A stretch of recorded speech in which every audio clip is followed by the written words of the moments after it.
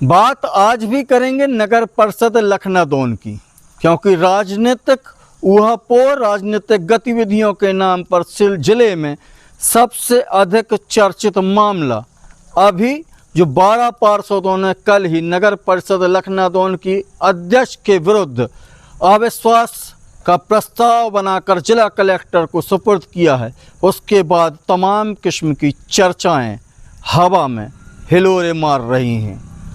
आज नगर परिषद लखनादौन में परिषद की एक सामान्य सभा की बैठक हुई थी और गणपूर्ति के अभाव में बैठक निरस्त कर दी गई।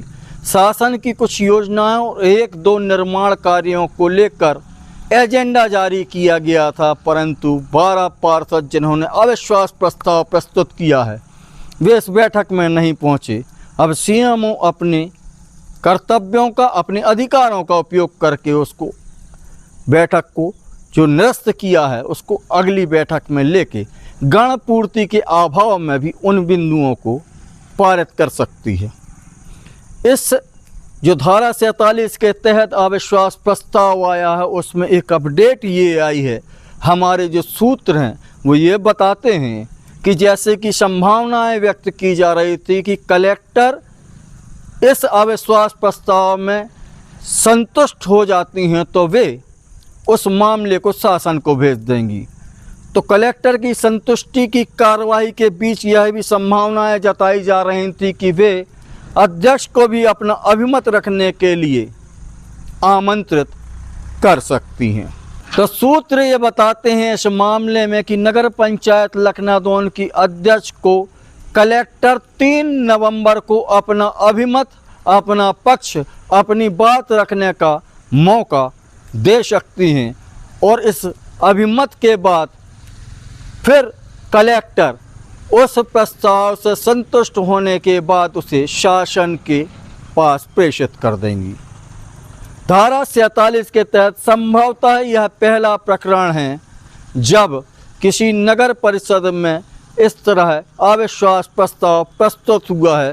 धारा 47 की बारीकियों से हम पहले भी चर्चा कर चुके हैं और भी बहुत सारी बारीकियां हैं जिन पर चर्चा चल रही है।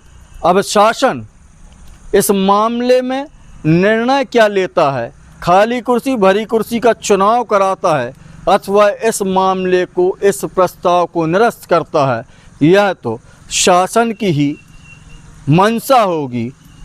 क्योंकि ऐसा कहा जाता है कि भले ही नगर पंचायत अध्यक्ष मीना गोलानी अपनी ही पार्टी के खिलाफ प्रत्याशी बनकर पार्षद बनी हों पहले, परंतु अभी भारतीय जनता पार्टियों में मंच में उनकी उपस्थिति यह दर्शाती है कि भारतीय जनता पार्टी समर्थित अध्यक्ष के रूप में कार्य कर रही हैं। जिन 12 पार्षदों ने अविश्वास प्रस्ताव लाया है उसमें अधिकांशतः भारतीय जनता पार्टी से सिंबल लेकर चुनाव लड़ने वाले ही पार्षद हैं जिन्होंने अपने अध्यक्ष के प्रति अविश्वास ज्ञापित कर दिया, शासन और सरकार के सामने उन्हें प्रस्तुत भी कर दिया।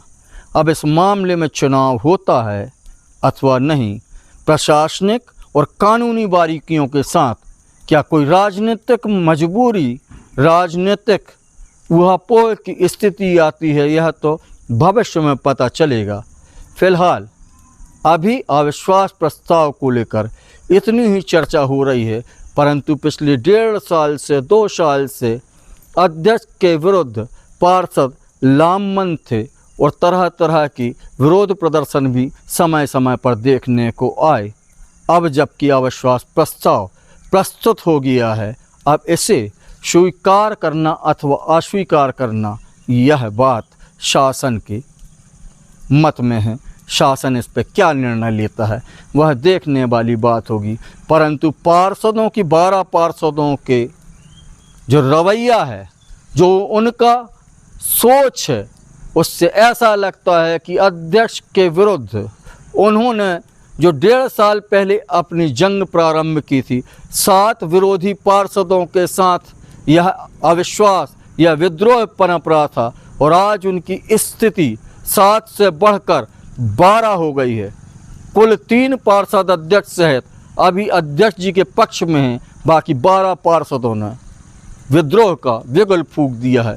मतलब कि आत्म अवलोकन की आवश्यकता तो बनती है। फिलहाल जो भी होगा देखा जाएगा, परंतु 12 पार्षदों का विद्रोह अगर अविश्वास प्रस्ताव स्वीकृत नहीं होता, और ऐसा भी सुनने में आया है कि शायद ये 12 पार्षद इस मामले को लेकर अगर उनके मन मुताबिक बात नहीं आई तो न्यायालय की शरण में भी जाएंगे।